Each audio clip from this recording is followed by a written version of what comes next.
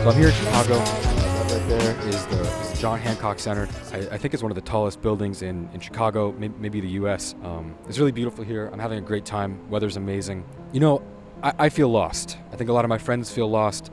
I think a lot of people I meet, a lot of strangers, feel lost. A lot of people watching this video probably feel lost. And I think there are a lot of obvious reasons why people might feel lost in the world or alienated from people around them. You know, a lot of us make poor lifestyle choices all the time.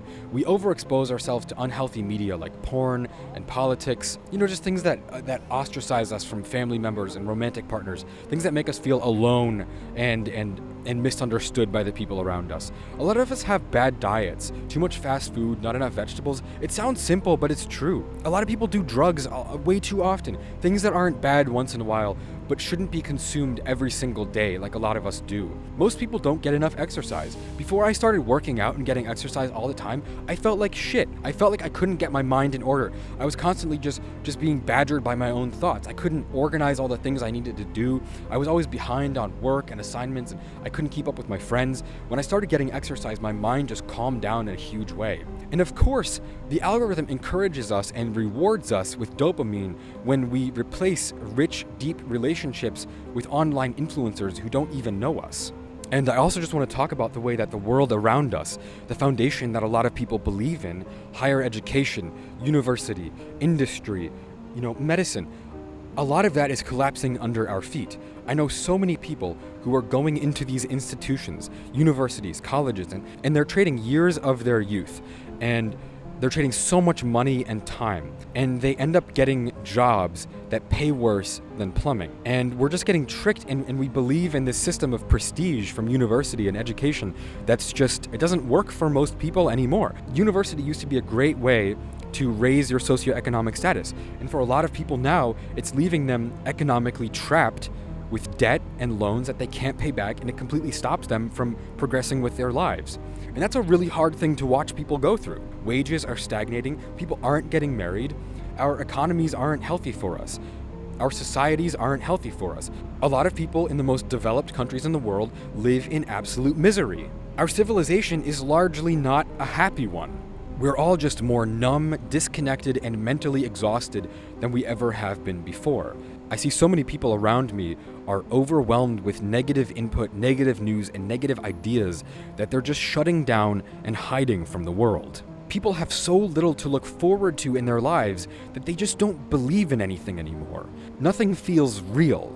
Life has become a constant barrage of negativity all the time. I see people talking about, 2016 was the last year that felt like the real world, because every year since then has been a constant negative decline, a spiral into chaos where people are left with nothing good to believe in. And I ask myself, why do people relate so hard to montages of Scarface and The Godfather? Why do so many people feel like that would be a better reality than the one we have now? And I think a lot of us look up to those characters because they had hard decisions to make, and we don't. A lot of them had to deal with good and evil and life and death. Most of us don't. We wish we had that sort of risk and danger and stakes in our lives, but we don't have anything. The problem Gen Z is facing is that we're getting entertained to death. We constantly get this negative input, all while searching for meaning in our own lives that we don't have. There's an infinite number of distractions everywhere all the time that take us away from the things that really matter in life and convince us that we have to be flooded with negativity all the time, 24/7. Most of us have no history to look back on because we rewrote history as being toxic and harmful. And we have no future to look forward to because we believe that the future will be full of war, starvation, and suffering. When you don't understand history and have no future, you have no idea how to see yourself. You have no idea what direction to go in. There's nothing to learn from the past and nothing to look forward to ahead of us. Gen Z is lost. We have no direction to go in. And I'm not saying all these terrible things aren't true. Yeah, maybe the climate is changing and it will affect a lot of people. Maybe history was full of horrible people and objectionable events. But should I let that paralyze me? No, I want to move forward. I want to become the person I was destined to be. And if I give in to my fears and let the collective fears of the people around me take over, I will never grow as a person. You see it all the time. There are so many people online who are constantly just arguing about, oh, this is bad, this is evil, that's bad, this is immoral. It doesn't matter. You have to look at who you want to be and be that person. You cannot spend your whole life arguing about the good and bad of other people, the good and bad of the people before you, the good and bad of the people around you. It doesn't matter. I see so many people arguing about Jake Gyllenhaal and Taylor's. Who fucking cares? Who fucking cares what personality does this, what celebrity does that, what politician does that? Think about who you are and who you want to be. Everything else is just a distraction. It's a mirage. It's a lie. It's a lie to keep you down and stop you from becoming the person you could be. I feel like the purpose of my life is to pick something, anything, and become a monster at it. I don't care what it is, but I constantly imagine when I'm old, if I don't live up to my potential, I'll imagine who I could have been, and it will be the most shameful thing I could possibly imagine. 10, 20, 30 years from now, I'm looking back at 50 years old, and I can imagine what I could have been. If I'm not that person, I don't know how I'll live with myself. The regret that I spent my whole life trying to decide how to be the best and most ethical and harmless version of myself. No. You want to be a monster. You want to have goals that you throw yourself at and don't stop until you achieve it. You have to lift yourself higher than you could ever imagine. You have to pick something and run at it. Because it doesn't matter if the world falls apart around us. The world has been falling apart for hundreds and thousands of years, but great people are forged at the darkest moments of society. The greatest people in the history of humanity did very difficult things. They didn't think themselves to greatness. They did things that were very hard and took so much strength and pain and suffering and struggle. If you live to the fullest of your potential, you will have nothing to regret. Most of you, if I asked you what your goals are, what you look forward to in life, not like what you're gonna do this weekend, but what you wanna do this year and next year on a big scale, you probably don't have much. And honestly, in many ways, I'm the same. Social media and news steals our positivity and self-understanding and replaces it with a muddy sense of anxiety and being lost that just ruins our understanding of where we are, who we are, where we come from. But the only cure is to grab ourselves and bring ourselves back to life. You have to build better habits and do things that make you feel alive. The path of sitting online and watching content that convinces you of different worldviews, it goes nowhere. Oh, I'm red pill, I'm communist. No, you're not! You're not! You're someone who watches online video. That's not a worldview. That's not an occupation. That's not a goal. Watching shit that tells you to be X, Y, and Z doesn't make you that thing. The path of sitting online and watching content that convinces you of different worldviews goes nowhere. You need to rebuild you. You need to rebuild your character. Consuming news and opinions gives us dopamine, but it never, ever, ever will lead you to a better understanding of the world. That stuff is just a dopamine hit.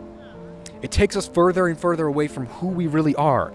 You know, I'll meet people and the conversation just never goes deeper than what their interests and hobbies are, what media they watch. You know, I don't get people's character traits, just the sort of things that they identify with. You know, the pieces of media and characters they look up. We use brands and objects as personalities. We used to gather and worship Norse gods and Egyptian gods and follow these ancient Norse religions. But people now just follow brands and clothes and media. You know, I remember a few months back, I met someone and they asked what I was into. You know, I guess I told them I'd been watching some car racing, Formula One. So they said, "Oh, okay, you're like a racing guy." And I said, "No, not like that. I just watch racing sometime." They said, "Well, I'm really into beer. I'm a beer guy." I said, "What the fuck is a beer guy?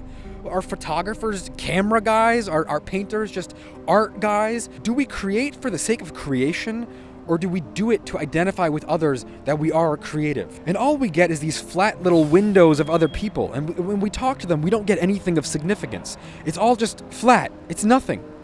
There's no depth to it. It's just, we've become so alienated from each other that even media, social media, and oversaturation of media has made us so alienated from each other that even trying to be open or real about ourselves is discouraged openly. There is no authenticity left. We just play these empty roles of consumers of media and art. Who can consume the most? Who can best play the role of an artist or play the role of someone who enjoys art?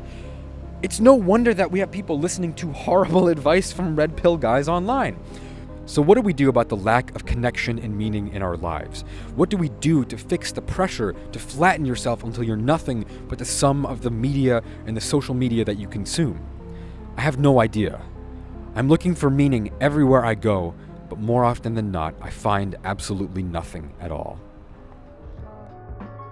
A sense of profound emptiness pervades our entire culture. The drug addict is more painfully conscious of the void than most people. But many of us resemble the drug addict in our intellectual efforts to fill the spiritual black hole, the void in our souls where we have lost touch with ourselves. We've lost touch with our spirit and the sources of meaning and value that are not shallow and temporary. Our consumerist acquisition, action, and image-crazed culture only serves to deepen the hole, leaving us emptier than before.